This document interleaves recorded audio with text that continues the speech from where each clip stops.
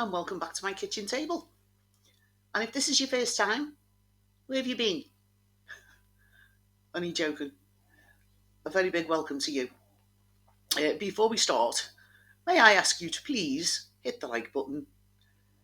It's just so the bots know that you are not another bot, basically, and that you are human. Thank you very much. Let's see where we're off to today. Okay, today we are off to Aylesbury, which is in the county of Buckinghamshire, in the southeast of England. It's it's home to the Roald Dahl, I could never say his name, Roald Dahl Children's Gallery and the Waterside Theatre. It's located in central Buckinghamshire, actually midway between High Wycombe and Milton Keynes. Milton Keynes is known as Roundabout Town because it's got no traffic lights, just roundabouts, which is hell on earth for people who don't like roundabouts. If you don't like roundabouts, don't go to Milton Keynes. Aylesbury was actually awarded the Garden Town status in 2017. Unfortunately, it hasn't won it since then. And the housing target for the town is set to grow, with another 16,000 homes due to be built before 2033. So it's getting bigger. If you're ready, take a seat and I'll tell you a story. Joseph McCann was born on the 8th of February 1985, and he's an English serial rapist. In April and May 2019, McCann committed sexual attacks in Hertfordshire, London, Greater Manchester, and Cheshire against 11 strangers, ranging in age from an 11-year-old boy to a 71-year-old lady. Joseph McCann was born in London. His dad was a Scottish builder, and his mother with links to the Irish traveller community. He was reported as being one generation removed from travellers and part of a very large travelling family. By the mid-1990s, the McCanns had moved to a council house in Tyrrell Walk in Beswick in Greater Manchester. Yeah. Beginning around 1996, Joseph and his brothers, that's Sean, who was a year older than him, and Michael, who was 2 years younger than him, ran a campaign of intimidation and crime in their neighbourhood. Joseph himself first came into contact with the police at the tender age of 11. His first conviction was for theft at the age of 13. I'd love to know what the parents were doing all this time like. Others followed, other crimes and convictions followed for criminal damage, possession of a knife, handling stolen goods, etc., etc. Other incidents reported by the press included stealing cars or stealing and setting fire to vehicles, carrying out muggings, threatening elderly neighbours, and intimidating young kids that were actually attending a homework club. Following complaints from neighbours, the council actually filmed the brothers vandalising property, damaging cars, and throwing bricks at people. With neighbours and the council gathering evidence against the boys, in 1998 the council evicted them from their home. You'd think this was the mafia, wouldn't you? Running the estate. These were 3 kids, and everyone was terrified of them.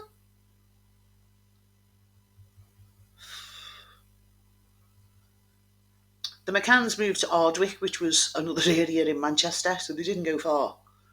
But the boys often returned to their old estate and continued with what Manchester Evening News, a local paper, called a campaign of terror. A local police officer told The Guardian, which is a national newspaper, that there was a perception that the McCanns were untouchable. That wasn't true, it's because they were kids. The three boys caused an enormous amount of problems for local people and committed a great range of antisocial behaviour. The police continued to gather evidence from neighbours. In 1999, McCann, aged 14, and his brothers were subject to one of the United Kingdom's first antisocial antisocial behaviour orders, ASBO, ASBO. They were banned from, hear this, entering the Beswick area, using or engaging in any abusive, insulting, offensive, threatening or intimidating language or behaviour in the city of Manchester, threatening or engaging in violence or damage against people or property in the city.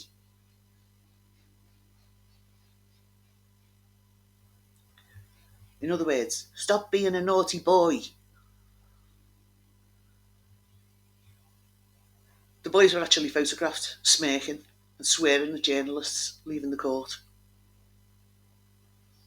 Residents of Beswick were said to have been relieved by the order.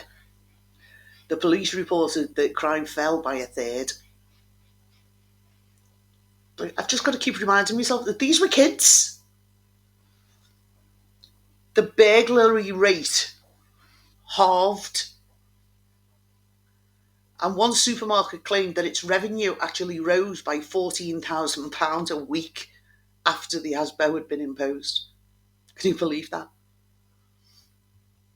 Like the antisocial behaviour orders, when they first came out, people were scared of them because it was mainly kids that were being given these, and the kids, a lot of parents were really bothered about their kids having like police records and stuff, and the police did manage them really, really closely. But after a while, they were being handed out like parking tickets. So the police just got overwhelmed, basically, because people were being given the antisocial behaviour orders, but then nothing was being done to monitor them or manage them. So it wasn't worth the paper it was written on. They did last a while though.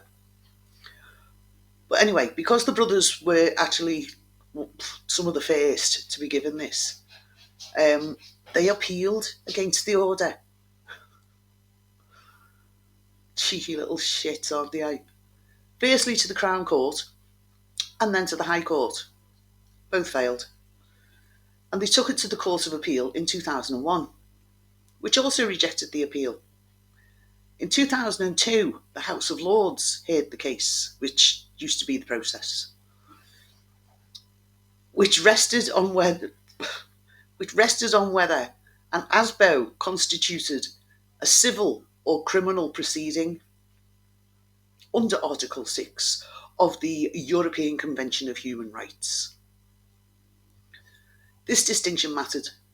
It actually really did, because hearsay was inadmissible in criminal proceedings. So you couldn't have a police officer standing up reading a statement from Mrs. Smith and saying, like, Mr. Harrison said this and Mr. Jones said that. That was hearsay. So where was I? Right. So hearsay was inadmissible in criminal proceedings, and it still is. ASBOs had been established to be civil injunctions with criminal penalties, which, as civil proceedings allowed the hearsay of intimidated people to be admissible. My tongue's just not working right. Admissible rather than demand that they appear as witnesses. If the House of Lords had ruled the ASBOs to be criminal proceedings, then the ASBOs would be unworkable. So, it was later ruled that the proceedings were civil, and the McCann's case was therefore dismissed again. Because of its wider implications, the rulings were heavily discussed by people who matter, apparently. After the 1999 ASBO, the McCann family actually moved away from Manchester.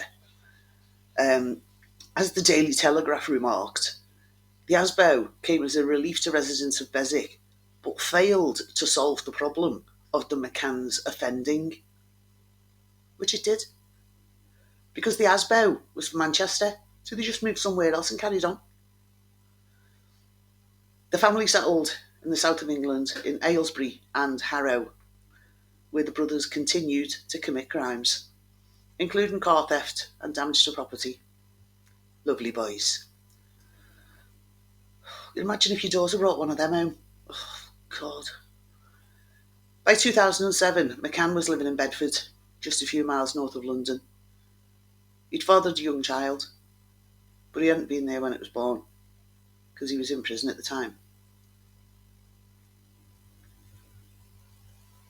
On the 27th of December, he was out by then, he burgled the house of an elderly man in Cotton End, a small village near Bedford. McCann threatened to stab the man and stole a purse. After McCann was recognised on CCTV, he was arrested, eventually pleading guilty to aggravated burglary, and was sentenced in September 2008 to an imprisonment for public protection, IPP, order, with a minimum term of 2 years and 6 months in prison.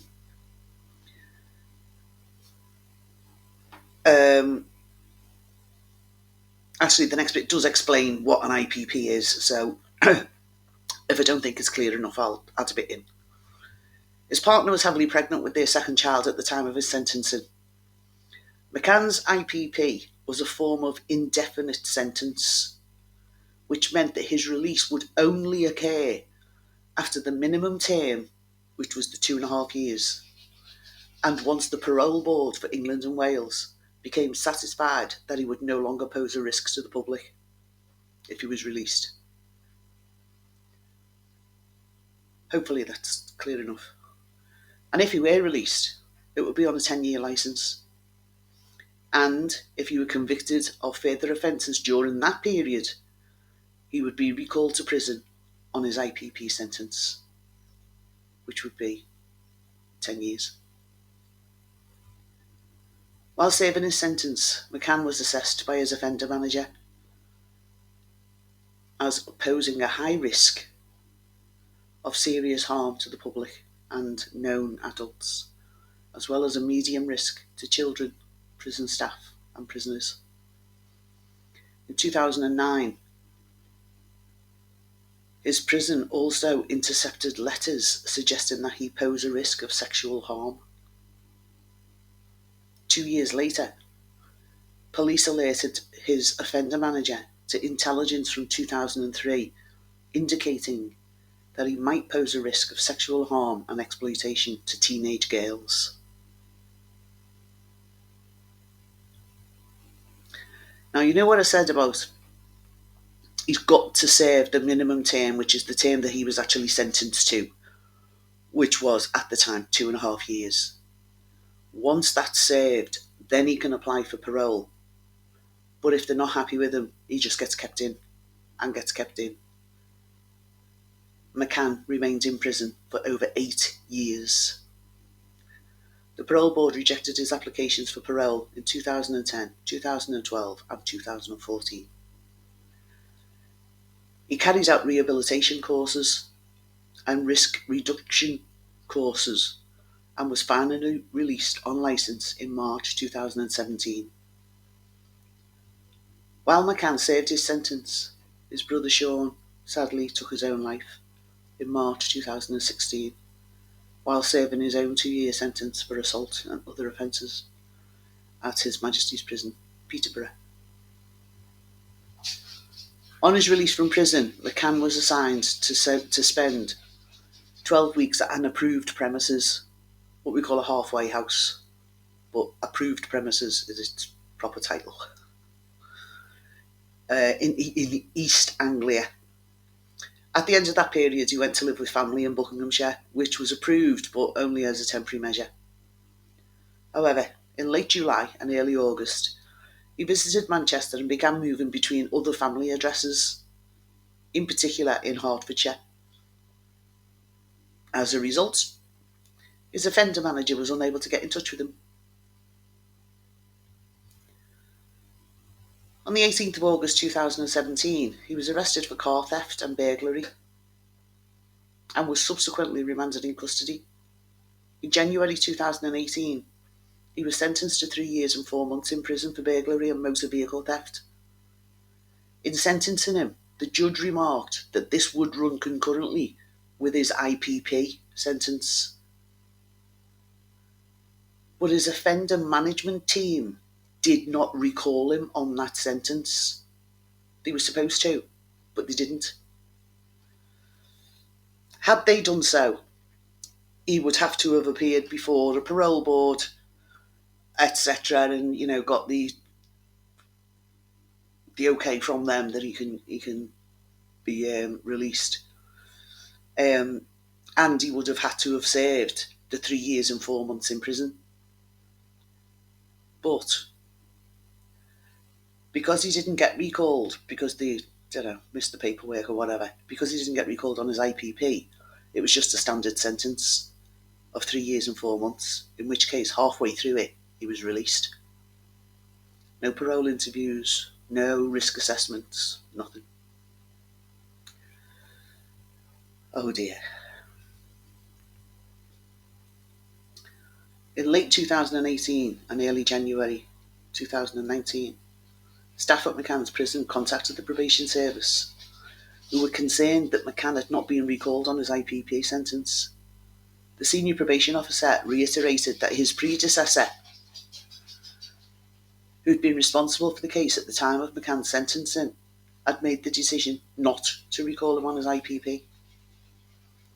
The assistant chief officer who headed the probation service in Hertfordshire affirmed the decision in January 2019 out of concern that there was risk that McCann could challenge his recall at that later date. So basically they'd left it too late to change it to an IPP recall. So he got out. Soon after, he was released. On licence, but just regular licence. So if he'd done, so it was like 3 years and 4 months, which is what, 12, 24, 36, 40 months. So we got out after 20 months. The licence would have lasted another 20 months in this instance, instead of 10 years.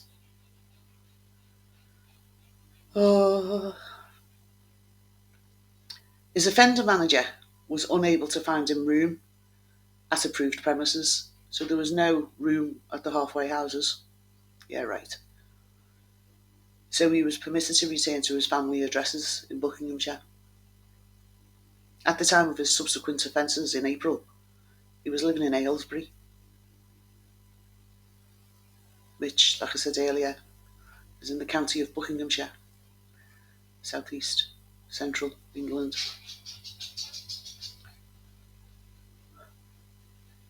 In early 2019, McCann applied to his local authority to obtain housing for him and a new female partner. When told that they could not house him, he became rude towards staff, who actually contacted his offender manager. So he keeps saying this offender manager, it's his probation officer. Because his new relationship put him in breach of his licence, he was issued with a warning letter on the 10th of April by probation services, and this was further discussed with him by his offender manager 8 days later. On the 12th of April, his brother Michael was sentenced to 6 years and 11 months in prison for carrying out a string of handbag thefts, credit card frauds and driving offences in Hertfordshire during 2018. This is the part that's going to be a trigger if you feel you may be triggered. You know what it's about. You get done for sexual offences. If you think this bit's going to trigger you, then please fast forward. Take care of you. Okay? On the 21st of April 2019, McCann abducted and raped a 21-year-old woman in Watford, Hertfordshire. The abduction took place at 3:30 a.m. when she was walking home from a nightclub. McCann forced her into his car at knife point. He then took her to a house, raped her, and released her the next morning. Well, later that morning. Hertfordshire police identified McCann that day and added him to the National Police computer. Police, however, were unable to trace him, and just after midnight on the 25th of April, he abducted a 25-year-old woman in Walthamstow in northeast London. Dragging her into his car, he raped and sexually assaulted her over a 14-hour period. She was still in his car when he abducted another woman, aged 21, in Edgware in North London. He attacked her as well. McCann drove to Watford with them in his car. There, he actually attempted to book a hotel room before one of the women hit him with a glass bottle, allowing them both to escape. Well done, that woman. The Metropolitan Police did not link. We all know what the Metropolitan Police are like. Well, what they were like then. Yeah, they used to put two and two together and make three. You know what I mean? Anyway, the Metropolitan Police did not link these later two attacks with the earlier one until the 28th of April. A manhunt followed as police released his name and offered a £20,000 reward for information, but he managed to evade police. Now, the police and others suspected that he was being sheltered by a support network across the country, mainly by family members. On the 5th of May, he met a woman in a bar in Greater Manchester and convinced her to allow him into her home. There, he tied her up, raped her 17-year-old daughter and her 11-year-old son.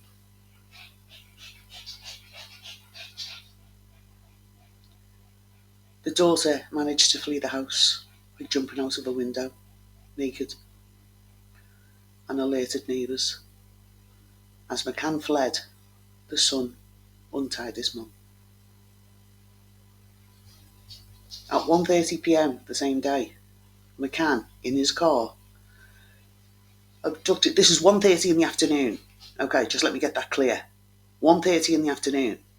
He abducted a 71-year-old woman outside a supermarket and raped her. While still holding on to her, he abducted and sexually assaulted a 13-year-old girl. They escaped at Knutsford service station that evening. McCann then just drove away, heading towards Congleton in Cheshire, where on the same day at 6:30 he abducted two 14-year-old girls. He actually threatened to kill them and chop them up with a machete. He was spotted by police, who gave chase.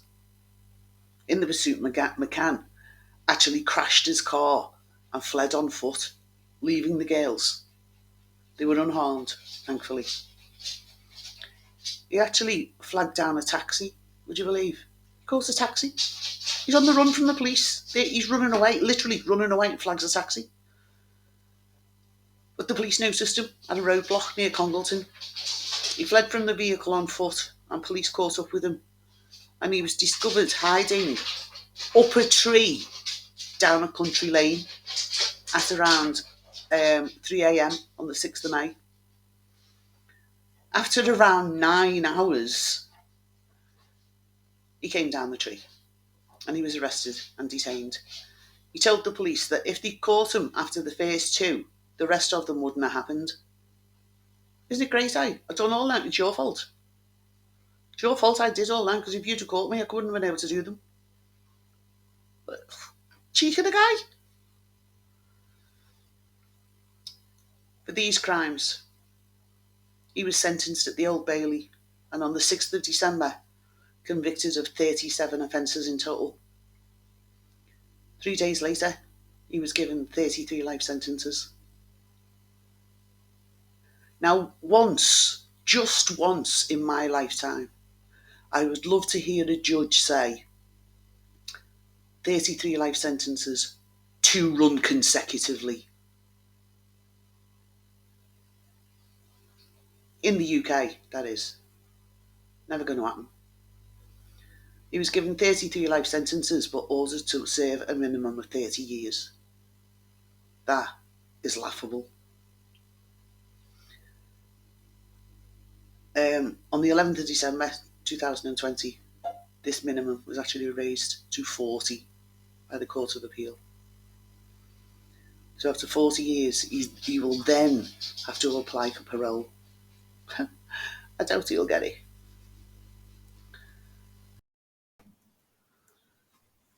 McCann was actually caught with a homemade knife and another tool, another weapon, in a worrying lapse of security at one of the UK's top high security prisons. McCann, who repeatedly used blades in his life of crime, was able to fashion and hide the weapons at His Majesty's Prison, Wakefield, in West Yorkshire. Now, for those that know UK prisons, Wakefield is actually known as Monster Mansion because it houses more monsters within those walls than any other prison in the UK. It's full of animals. They're not just monsters, they're animals. A toothbrush has a razor in the end of it, and a toilet brush handle had been sharpened to a point. They came to light after a ruckus with 2 other inmates, and McCann actually came off worse because the tables were turned and they used his weapons against him. He only suffered a cut to his arm and his face in the ruckus. He faces a police probe and has been placed in solitary and put on prison report. It's like giving him a slapped wrist. The incident follows a string of errors surrounding McCann, who, as you know, is serving 33 life sentences for rapes and kidnappings. Solicitor or lawyer Alan Collins, who represented McCann's victims, said that the latest failing was mind-boggling. He said, they failed to monitor McCann on the outside and are now failing on the inside. He said, you'd have thought every breath that this man took, there would be red lights flashing in the system. It seems the system can't cope with dangerous offenders like McCann. There are worse people than McCann in Monster Mansion. Believe me. Retired police officer Kevin Moore, who actually led the review into the hunt for Levi Belfield, known as the Hammer Killer. He's a serial killer. He's serving 2 whole life terms. He will die in prison. This guy, Kevin Moore, said the prison service does very, very little to monitor inmates. My experience of serious and prolific offenders is that very few are fit for rehabilitation, and the whole system is far too lax. Well, I actually think if there's a couple of mass murderers fighting, let them go for it. because if one of them dies, it'll be no great loss. Cocaine addict McCann was branded a classic psychopath by the judge at his trial. And a source from the prison service actually said that no one was seriously injured and all 3 men have been placed on report. A prison service spokesman said, "Our highly skilled officers intervened quickly and the incident has been referred to the police." That happened in June 2021. And there hasn't been a peep since. Nothing else to report here. So, thank you very much for allowing me to tell you this story, and thank you very, very much for listening. It is very much appreciated. If you found it interesting, don't forget to hit the like button if you haven't already, and consider subscribing. It is free to do. It's totally and utterly free. It will never cost you a penny. So don't hold back. All it means is that when you subscribe, YouTube, when next time you log on to YouTube, it will tell you in your notifications that I've put another video up. That's all it is. So, and as usual, if you're new here, you won't know this, but as usual, at the end of every one of my videos, I give you a reason to smile, or a saying about to smile, but 9 times out of 10, it's a reason to smile. Today, just remember, a laugh is just a smile without boundaries. I've been Sue, TTFN.